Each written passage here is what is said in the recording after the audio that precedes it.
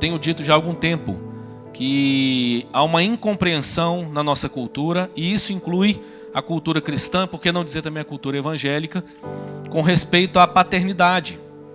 É muito comum a gente ouvir as pessoas dizendo o seguinte: olha, eu tenho dificuldade em entender a paternidade de Deus, porque eu não tive um pai presente, ou porque meu pai cometeu muitos erros. Então, toda vez que eu ouço falar sobre paternidade, para mim é difícil. E eu quero te dizer que nós temos ferramentas suficientes para entender a verdadeira paternidade, inclusive além das qualidades de qualquer pai humano.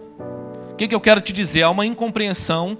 Algumas pessoas parecem ter a impressão de que a paternidade divina, ou a paternidade humana, é uma experiência que Deus então pegou o emprestado para si, para que ele pudesse comunicar de maneira mais fácil. Como se Deus olhasse para a sua criatura e dissesse: como é que eu consigo me comunicar ou expressar para ela algo? Então vou usar algo que ela conhece. Mas isso não é verdade. Quando nós olhamos para as Escrituras, nós percebemos e descobrimos que é exatamente o contrário. Nós só temos a oportunidade de experimentar a paternidade porque Deus é Pai e escolheu compartilhar esse privilégio com os seres humanos. À luz das Escrituras, Deus Pai é Pai na eternidade do nosso Senhor Jesus Cristo. Nós dizemos na teologia que Jesus Cristo é o eternamente gerado pelo Pai. Isso significa que antes que houvesse criação, antes que houvesse mundo, Deus já era Pai. E quando Deus então cria o mundo, cria os seres humanos, Ele compartilha essa experiência com os seres humanos. Logo, a melhor maneira de compreendermos a paternidade, de olharmos para a verdadeira paternidade, é contemplarmos o melhor Pai de todos. Quando nós olhamos para o melhor Pai de todos, nós temos duas reflexões a fazer. A primeira, nós percebemos os nossos acertos enquanto pais, e de repente nós nos alegramos e expressamos aqui então a gratidão a Deus por isso. Gratidão a Deus pela sua vida, naquilo em que você tem acertado como pai. Mas ao mesmo tempo, nós temos a oportunidade de sermos exortados naquilo que nós estamos aquém, naquilo que nós falhamos, para dessa forma então aprendermos um pouco mais, nos espelharmos nesse Pai, para que sejamos melhores pais em nome de Jesus. Lucas 15, eu quero ler com você primeiro os 3 primeiros versos.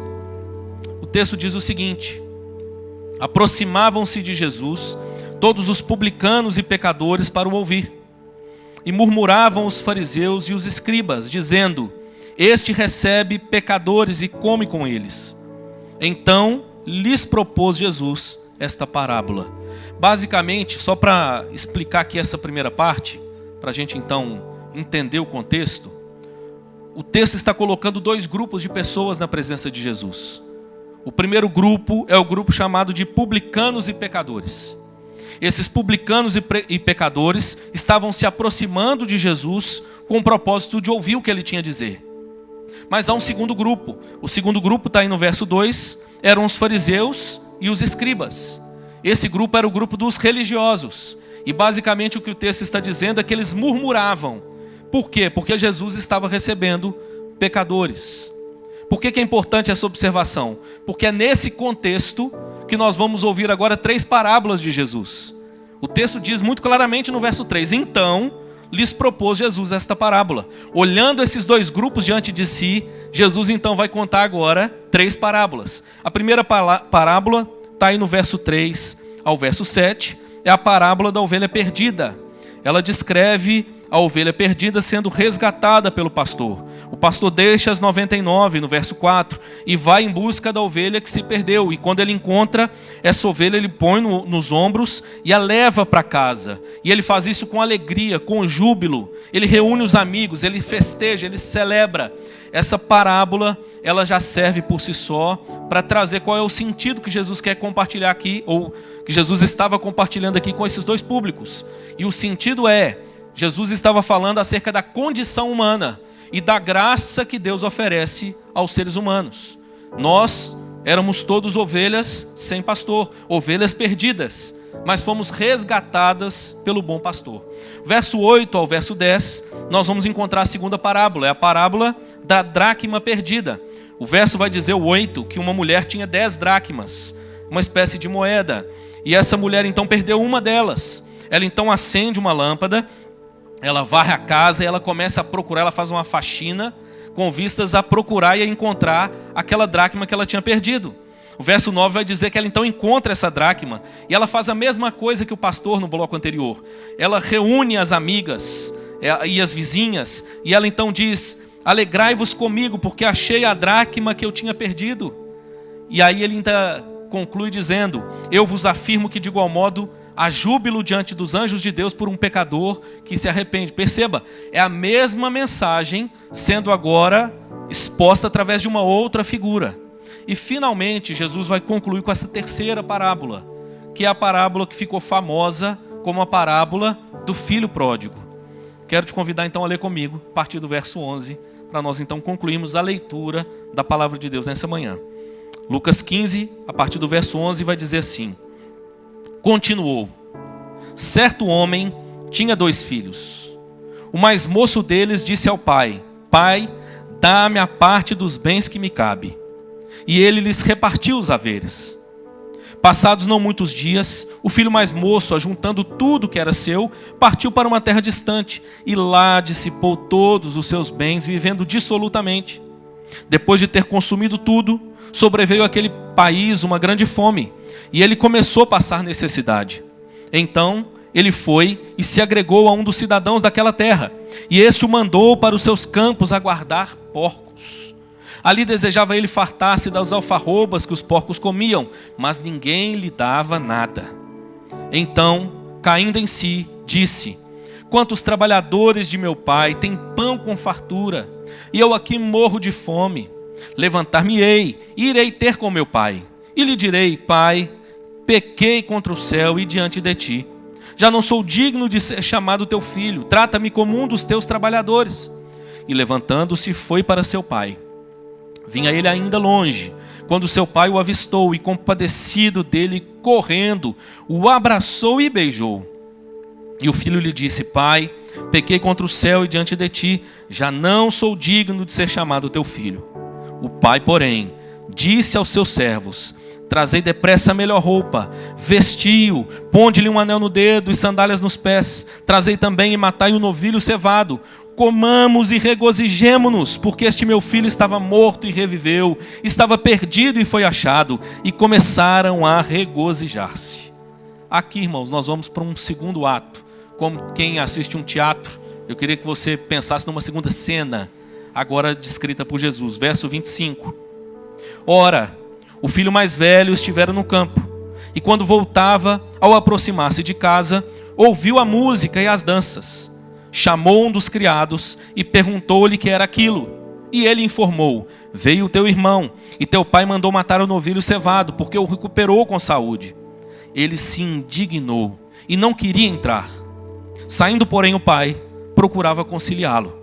Mas ele respondeu a seu pai: há tantos anos que te sirvo sem jamais transgredir uma ordem tua, e nunca me deste um cabrito sequer para alegrar-me com os meus amigos. Vindo, porém, esse teu filho que desperdiçou os teus bens com meretrizes, tu mandaste matar para ele o novilho cevado. Então lhe respondeu o pai: meu filho, tu sempre estás comigo, tudo que é meu é teu. Entretanto, era preciso que nos regozijássemos e nos alegrássemos, porque esse teu irmão estava morto e reviveu, estava perdido e foi achado. Que Deus nos abençoe, que Ele aplique a sua palavra aos nossos corações nessa manhã, em nome de Jesus. Quando nós então olhamos para essa terceira parábola, nós provavelmente já ouvimos e a conhecemos, inclusive com um título que tornou essa parábola popular. Essa parábola ficou conhecida como a parábola do filho pródigo. Se você der uma olhada na sua Bíblia, provavelmente ela tem um título acima do bloco, e provavelmente é exatamente esse título que está na sua Bíblia. Pelo menos na minha Bíblia Revista Atualizada, é esse o título que aparece aí em negrito. Aproveito para te dar uma informação. Esses títulos que aparecem em negrito na nossa Bíblia, eles não fazem parte do texto original. Esse título, na verdade, foi dado pelo tradutor ou pelos editores da versão que você tiver aí. Quando eles então organizaram a Bíblia, a tradução, eles foram dando temas, títulos, para facilitar a compreensão das pessoas. O que eu quero dizer com isso? O título em si, irmãos, não é texto inspirado, tá bom? o título a gente pode aqui mudar, ok? Ainda que o texto sagrado seja imutável, nós não mudamos, nós não atualizamos, nós simplesmente ouvimos e obedecemos a palavra de Deus. E o João Ferreira de Almeida então escolheu o título A Parábola do Filho Pródigo. E eu quero te dizer nessa manhã que talvez esse não seja o melhor título para a parábola. E eu quero te dar a razão. A razão é porque a personagem principal dessa parábola não é o filho perdido. A principal personagem dessa parábola é o pai. O próprio Cristo diz isso, se você der uma olhada lá no verso 11. Quando Jesus então continua e vai contar a terceira parábola, o texto diz assim: continuou, certo homem tinha 2 filhos. Então Jesus passa a falar de quem agora? Jesus passa a falar desse homem, Jesus passa a falar desse pai. E inclusive o título pródigo, ele tem sentidos diferentes. E de certa forma, não estou dizendo que o título de filho pródigo não possa ser dado ao filho mais novo, pode sim, porque um dos significados de filho pródigo é aquele que dissipa os seus bens, que gasta mais do que o necessário, gastador, esbanjador, perdulário. E nesse sentido, isso tudo tem tudo a ver com esse menino mais novo. Ele de fato foi assim. Ele pediu a herança antes do pai morrer. Ele pega a sua porção, ele abandona a sua terra e ele gasta tudo aquilo que ele recebeu. Detalhe aqui já é importante. O texto diz que ele gasta tudo dissolutamente, mas não diz como. Lá na frente, o irmão mais velho já vai dizer que ele gastou com meretrizes. Está aqui uma indicação do que Jesus está traduzindo para nós, acerca dos 2 grupos ali presentes. De fato eram pecadores, mas eram muito mais condenados por aqueles que eram religiosos. Aqui o texto então diz que esse menino de fato vivia assim. Só que pródigo também tem um outro significado. Pródigo também significa aquele que é generoso ao dar, liberal, magnânimo. E eu quero te dizer então que essa parábola também pode ser chamada de parábola do pai pródigo. Parábola de um pai liberal, magnânimo, de um pai gracioso, de um pai generoso ao dar. E uma vez que a personagem principal dessa passagem é o melhor pai de todos, eu quero então dar ênfase a essa prodigalidade de Deus, de dar generosamente, graciosamente. Essa passagem então, irmãos, o assunto, a mensagem central dela para nós, diante dos 2 públicos presentes é: o ser humano se encontra na condição caída, separado de Deus. Não importa o quanto ele se afundou no pecado ou o quão religioso ele seja. A condição é a mesma, separado de Deus. Mas há um Deus que graciosamente chama pecadores à reconciliação, à comunhão consigo mesmo. Quando nós olhamos para a Bíblia, irmãos, nós vamos perceber que essa mensagem ela está em outros lugares. Essa é a mensagem do Evangelho. Por exemplo, se dermos uma olhada lá em 2 Coríntios, capítulo 5, o verso 19 vai dizer que inclusive essa é a missão do Filho, a missão de Jesus Cristo. O verso 19 diz assim: pois em Cristo, Deus estava reconciliando consigo o mundo, não levando mais em conta os pecados das pessoas. E Ele nos deu esta mensagem maravilhosa de reconciliação. Essa é a grande mensagem do Evangelho. Essa é a grande mensagem dessa parábola. E é interessante que até mesmo essa figura paterna aqui inserida é utilizada em outros contextos. Um dos textos, por exemplo, é o Evangelho de Mateus, capítulo 21, onde Jesus conta uma outra parábola. Nessa parábola, Jesus conta dizendo que um pai tinha 2 filhos, e o pai então dá uma ordem para o primeiro filho. A ordem para o primeiro filho é respondida com uma negativa. O filho diz assim: eu não vou fazer, mas ele vai e faz. Ainda que ele diga que não iria fazer, ele obedece o seu pai e faz. O segundo filho, quando ouve a mesma ordem, diz: pai, ok, vou fazer, pode ficar tranquilo, eu vou obedecer. Mas ele não faz o que o seu pai havia pedido. E Jesus então vai dizer o seguinte lá em Mateus 21, verso 31. Qual dos 2 obedeceu ao pai? Eles responderam: o primeiro. Então Jesus explicou: eu lhes digo a verdade, cobradores de impostos e prostitutas entrarão no reino de Deus antes de vocês. Percebe que o cenário não é muito diferente. E a mensagem não é muito diferente. Jesus está aqui descrevendo então 2 públicos. através dessa parábola. Mas ele insere a personagem principal, que é Deus, o Deus Pai, o melhor Pai de todos. Jesus está diante de pecadores inveterados, que se afundavam cada dia mais em pecado, mas que resolveram ir ouvir Jesus. E quando esses pecadores vão então para ouvir Jesus, eles são acusados, eles geram desconforto nos religiosos, que começaram a murmurar, porque afinal de contas, como pode Jesus receber pecadores tão miseráveis quanto esses? E o que a Bíblia está nos mostrando, irmãos, é que de certa forma a condição desses religiosos era pior do que aqueles pecadores inveterados. Ambos estavam perdidos, ambos estavam afastados do Pai, mas alguns estavam mais longe. Alguns, tragicamente, estavam na casa do Pai, mas estavam perdidos. Quando nós então olhamos para essa passagem, nós vamos perceber aqui duas verdades que eu quero destacar, muito importantes para nós, muito belas, acerca dessa verdade, do melhor Pai de todos, e como ele se relaciona com pecadores. A primeira delas é descrevendo exatamente a condição humana caída. A Bíblia diz que todo ser humano é pecador, separado de Deus por causa dessa condição. Todos nós estamos afastados de Deus por causa do nosso pecado. Essa é a condição na qual nós inclusive nascemos. Jesus está deixando claro, essa é a condição de todo ser humano. Essa semana aconteceu algo interessante. Nós temos uma irmã aqui da igreja que tem uma rede social bem, digamos assim, com muitos seguidores, e posta alguns vídeos e tem uma repercussão grande. Ela postou um vídeo de um trecho de uma pregação minha. E eu descobri que agora eu tenho um hater, irmão. Tem uma pessoa que não gostou do que eu falei. E eu não estou falando isso para atacar a pessoa, viu? Porque eu não a conheço. Provavelmente ela não entendeu o que eu quis dizer. Mas o que ela disse me fez ficar pensativo.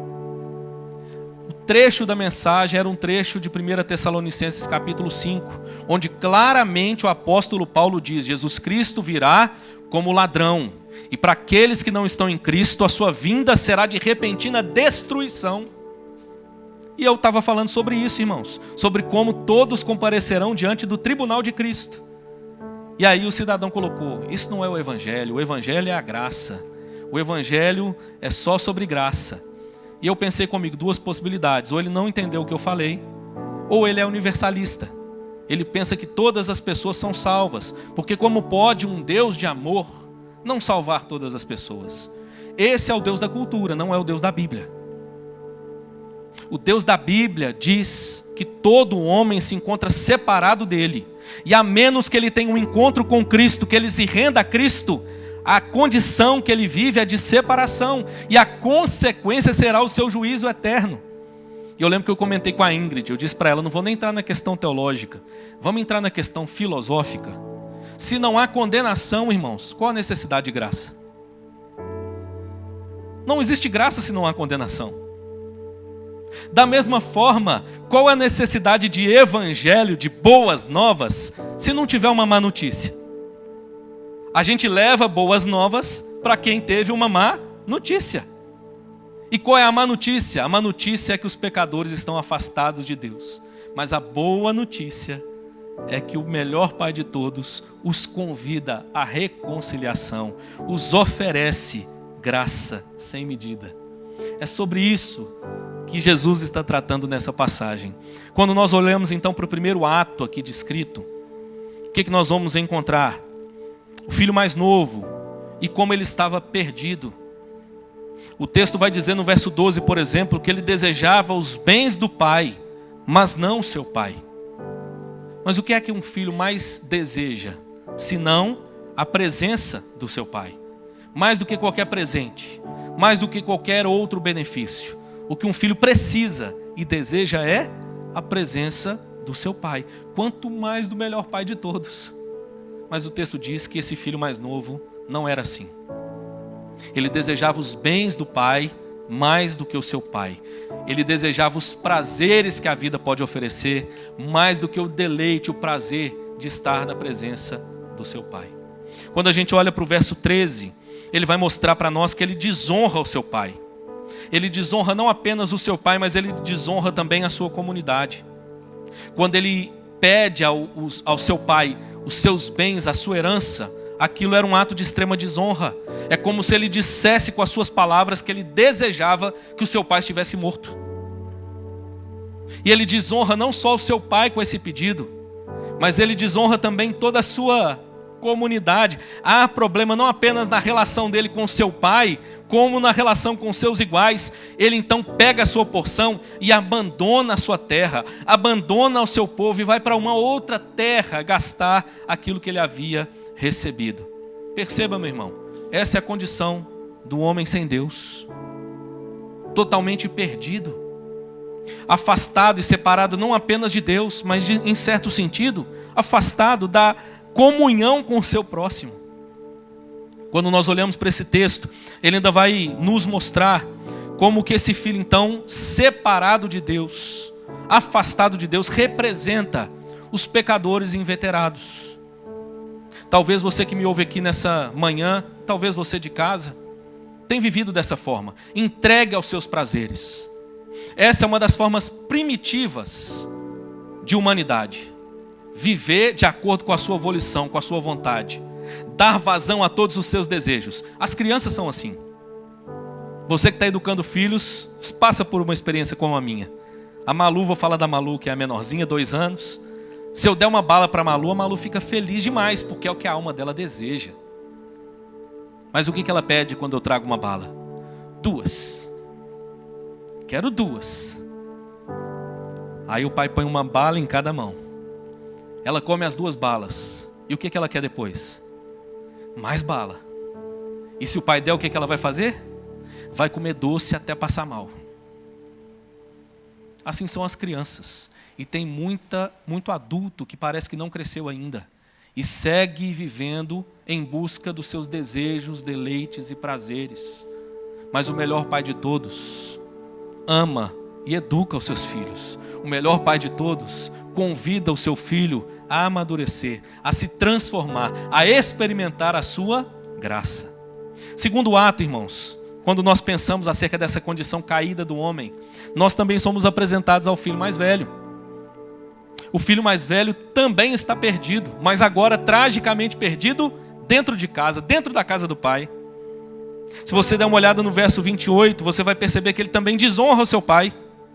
Uma vez que ele obriga o seu pai a sair de casa para falar com ele. Ele está vindo do trabalho, do campo, e de repente quando ele chega, ele vê que tem festa em casa. Ele vê que tem dança. E ao invés de ele olhar e falar, que legal, terminei um dia de trabalho cansativo, vou aproveitar essa festa. Não, ele fica indignado. Ele percebe que a festa é dedicada ao irmão mais novo. E aí que ele fica irado. E o que é que ele faz? Ele sequer entra em casa. Ele se recusa a entrar em casa. E o que é que ele faz? Ele obriga o seu pai a sair de casa para ir falar com ele. Um ato de desonra. O pai era o anfitrião da festa. E para que o pai saísse de casa para falar com seu filho, ele tinha que deixar os seus convidados. Era um ato de desonra pública. O irmão mais velho também estava terrivelmente perdido. Verso 29 e 30 vai nos mostrar que em nenhum momento, no tratamento dele com seu pai, ele usa expressões respeitosas.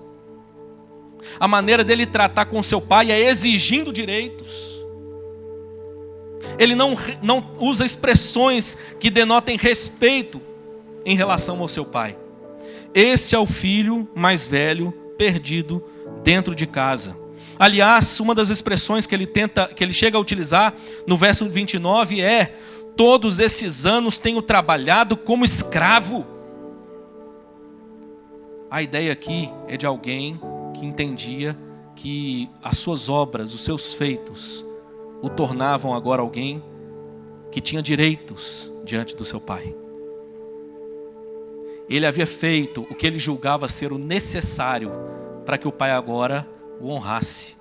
E ele então reivindica diante do pai os seus direitos. Como muitas pessoas têm relacionado com Deus dessa forma, baseado no seu próprio legalismo, baseado nas suas próprias obras. Mas o que a Bíblia diz é que as obras dos homens, se não forem feitas em Deus, para ele, são como trapos de imundícia. Não tem nenhum valor espiritual diante de Deus. Mas o filho mais velho achava que sim. Perceba, meu irmão, como isso tem muito a ver com a religião.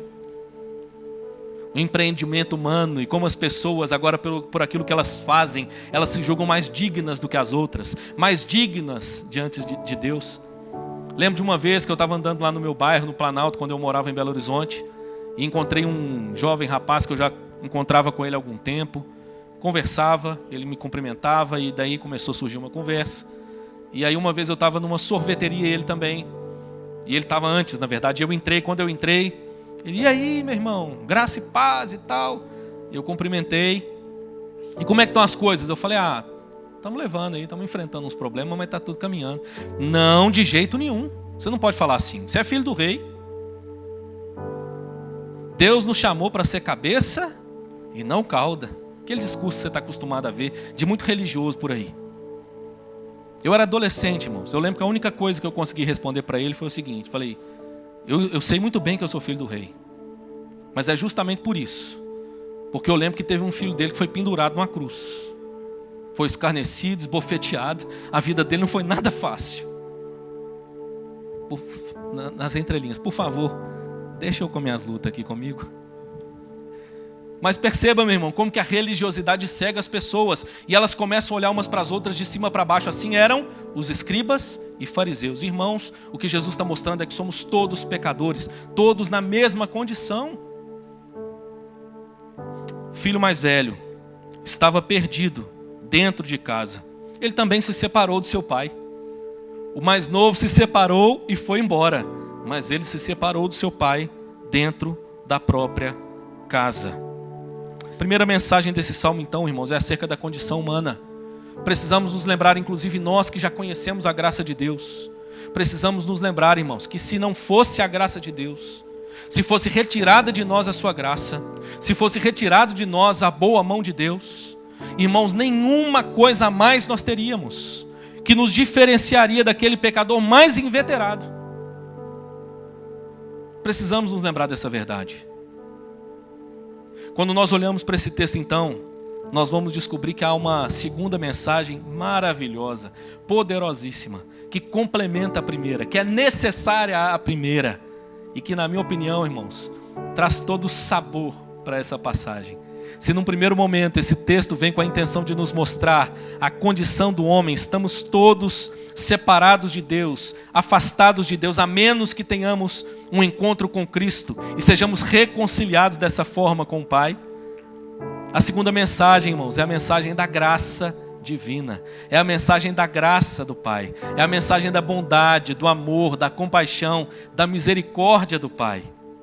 E é interessante porque essa graça e misericórdia é aqui apresentada a ambos os públicos. Primeiro, quando nós olhamos para o primeiro ato, para o primeiro filho, o filho mais novo, o filho que pegou os bens e saiu de casa e gastou os bens, a Bíblia vai mostrar como, irmãos, a graça da parte do pai em relação ao seu filho. Logo, a graça da parte de Deus em relação aos pecadores perdidos. Primeira cena que a gente percebe aqui dessa manifestação de graça. O verso 20 vai nos mostrar que o pai, então, quando ele percebe o seu filho voltando para casa, o texto diz que ele se levanta, ele vê o filho vindo de longe, e ele então, quando avista o filho compadecido dele, ele corre em direção ao filho, ele abraça e beija o seu filho. Essa é uma expressão de profunda graça. Nós precisamos entender e nos lembrar que naquela cultura era inadmissível que um patriarca fizesse algo semelhante. O correto era que aquele patriarca ficasse no lugar onde ele estava, aguardando a chegada do filho, aguardando o pedido de desculpas do filho, para que aí então ele abraçasse o seu filho e acolhesse. Mas o que o texto diz é que o pai corre na direção do filho perdido. Que bonito, irmãos, que metáfora maravilhosa acerca daquilo que o próprio Deus, acerca daquilo que o próprio Cristo fez por nós. A Bíblia diz que ele se despiu da sua glória e ele veio ao mundo, ele se fez carne e habitou entre nós para nos redimir dos nossos pecados. É exatamente isso que Cristo fez. Quando a Bíblia diz que ele não julgou com usurpação o ser igual a Deus, a ideia é que a glória que era dele por direito, ele abre mão dessa glória para estar entre pecadores, para estar em um mundo perdido, redimindo pecadores. Que bonito, irmãos. O Pai corre na direção do seu Filho. Uma grande expressão de graça. Mais do que isso, o verso 22 diz que o Pai então chama os seus servos e diz para os servos: trazei depressa a melhor roupa, vestiu, ponde-lhe um anel no dedo e sandálias nos pés. O pai então traz a melhor roupa da casa para ser vestida no seu filho. O pai então traz um anel para ser colocado no dedo do seu filho. Traz sandálias para ser colocadas nos pés do seu filho. E uma das coisas que me chama a atenção nesse texto, porque eu o li várias vezes e demorei para perceber e pensar sobre isso. Mas quem é que tinha o direito de vestir a melhor roupa daquela casa? Se não o pai. Mas o texto diz que ele separa a melhor roupa. E ele então veste o seu filho que havia voltado para casa. Que metáfora maravilhosa acerca daquilo que Cristo fez e faz na vida do pecador arrependido. Ele se despiu da sua glória, mas nos vestiu com manto de justiça. Fomos justificados em Cristo Jesus. A glória que nós não merecíamos, nós recebemos graciosamente da parte do Pai. Que mensagem linda, irmãos.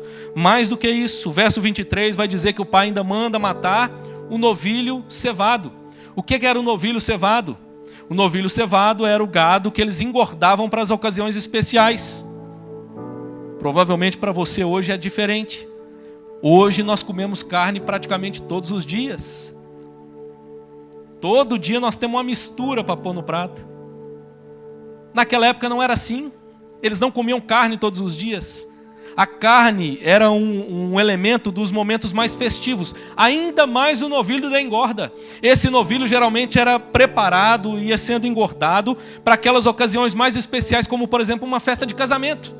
Quando um pai ia dar sua filha em casamento e vice-versa, ele então celebrava matando o novilho cevado. Mas o pai agora mata esse novilho para festejar com o seu filho. Não sei se você percebeu, mas nós passamos pelas 3 parábolas e elas tratam da mesma forma a alegria do pecador que se arrependeu. E o que a Bíblia nos diz é que a festa no céu por um pecador que se arrepende. Deus se alegrando com o arrependimento e a transformação do filho perdido. Há um Deus que graciosamente nos convida à comunhão. Há um Deus que se alegra em nos receber de volta a casa. Há um Deus que se alegra em nos honrar. Há um Deus que se alegra em nos abençoar. É isso que esse texto está dizendo, irmãos. Quanta graça dispensada ao mais vil pecador. E não é exatamente sobre isso o Evangelho? Mas perceba ainda uma segunda cena. Quando nós olhamos para a segunda cena, nós vamos perceber nos versos 31 e 32 que o pai também derrama graça, manifesta graça ao seu filho mais velho, que também estava perdido. E ele o faz através de um apelo inesperado e generoso em relação a esse filho. Mesmo depois do filho ter desonrado, o pai o está convidando para celebrar, o pai o está convidando a entender a sua condição e receber a sua graça. O filho mais novo recebeu graça da parte do pai, mas o filho mais velho também. A mesma graça é aqui oferecida. A diferença é que o filho mais novo se apropria dessa graça, ele está na casa do pai agora festejando. Assim são os pecadores inveterados. Eles percebem o tamanho da abundante graça de Deus por si. E eles se voltam em adoração. Mas muitas vezes a religião tem impedido as pessoas de perceber a graça de Deus oferecida a si. O texto termina e nós não temos essa resposta do filho mais velho. Aqui é uma clara provocação de Jesus ao segundo público. Uma clara provocação de Jesus aos religiosos. Mas deixa eu te dizer uma coisa, meu irmão. O que eu quero enfatizar nesse texto é que a mesma graça que foi oferecida ao filho mais novo foi oferecido também ao filho mais velho. A gente tem uma dificuldade às vezes de perceber a relação da fé, a relação de Jesus com os fariseus, com os escribas, com os doutores da lei. Nós temos a impressão de que Jesus os rejeitou a todos completamente, mas isso não é verdade. Há um deles, por exemplo, que ficou famoso, talvez o mais famoso deles, o apóstolo Paulo. Ele se apresentava como fariseu de fariseus. Ele dizia que se alguém podia julgar ter algum mérito, esse alguém era ele. E deixa eu te dar uma informação que talvez você não saiba. Historicamente, Jesus tinha provavelmente cerca de 12 anos quando Paulo nasceu. Isso significa que quando Jesus foi crucificado, Paulo estava ali na casa dos 20 anos. Se Paulo era fariseu de fariseus, criado aos pés de Gamaliel, o que a Bíblia faz é inserir Paulo no contexto de Cristo. E olha que bonito, irmãos, a mesma graça foi oferecida aos religiosos. E ela transformou também a vida de religiosos. Atos capítulo 6, a instituição dos diáconos, termina dizendo que muitos sacerdotes foram agregados à fé pela graça de Deus. Ou seja, há esperança no evangelho para o pecador mais perdido. Mas louvado seja Deus, há esperança também para os religiosos. Tudo que o evangelho diz é que o nosso coração precisa confiar na graça de Cristo e não no mérito que nós mesmos produzimos. Eu estou caminhando para o final. Quero concluir então com um exemplo, uma ilustração que eu li recentemente. Certa vez foi publicado num periódico lá na Inglaterra uma pergunta. A pergunta era: o que há de errado com o mundo? Imagino que eles receberam muitas respostas. Imagine hoje, no nosso contexto, é uma caixinha do Instagram. Alguém abriu uma caixinha no Instagram e perguntou: o que há de errado com o mundo? O que você responderia? Quais as respostas que você acha que as pessoas dariam? Eu acho que o que está de errado com o mundo é a guerra. Se acabar a guerra, esse mundo vai ser um mundo muito melhor. E de fato, guerra é um problema sério. Não, acho que o problema do mundo é as mudanças climáticas. Se a gente parar de matar, desmatar, a gente vai viver num mundo melhor. Não, eu acho que o problema do mundo é econômico. Se a gente tivesse mais igualdade na distribuição da renda, se a gente tivesse mais oportunidades, as coisas seriam diferentes. Não, eu acho que o problema do mundo é político. Se a gente tivesse melhores líderes, se a gente tivesse homens mais sérios na sua atividade política, nós teríamos um mundo melhor. Qual seria a sua resposta? Um homem que eu admiro muito respondeu esse periódico. Chesterton escreveu a sua resposta, colocou em um envelope e entregou no periódico. Lá dentro estava escrito a resposta de Chesterton: qual o problema do mundo? E ele respondeu: eu. O que há de errado com o mundo? Eu estou. Ele respondeu de maneira assertiva a grande questão. O problema do mundo, irmãos, é que os homens estão afastados de um Deus de graça. Mas sabe qual que é a beleza do evangelho? É que esse Deus convida os pecadores novamente à comunhão. Ele convida os pecadores à reconciliação. Quando nós olhamos para essa história, nós então percebemos o exemplo do melhor pai de todos. O melhor pai de todos ama os seus filhos. O melhor pai de todos, ele não priva os seus filhos de passarem por dificuldades. O melhor pai de todos, ele não nega aos seus filhos a correção, a exortação, a disciplina. Mas o melhor pai de todos ama os seus filhos e estende graça aos seus filhos. Primeiro a você, pai, que Deus te abençoe, para que você mire nesse exemplo e para que você se pareça cada dia mais com esse pai. Mas por que não dizer a todos nós que Deus nos abençoe nesse dia, para que haja em nós um coração realmente quebrantado e arrependido e ao mesmo tempo alegre diante desse grande pai, desse maravilhoso pai que nos estende tão bela, tão maravilhosa graça nessa manhã. Amém, meu irmão?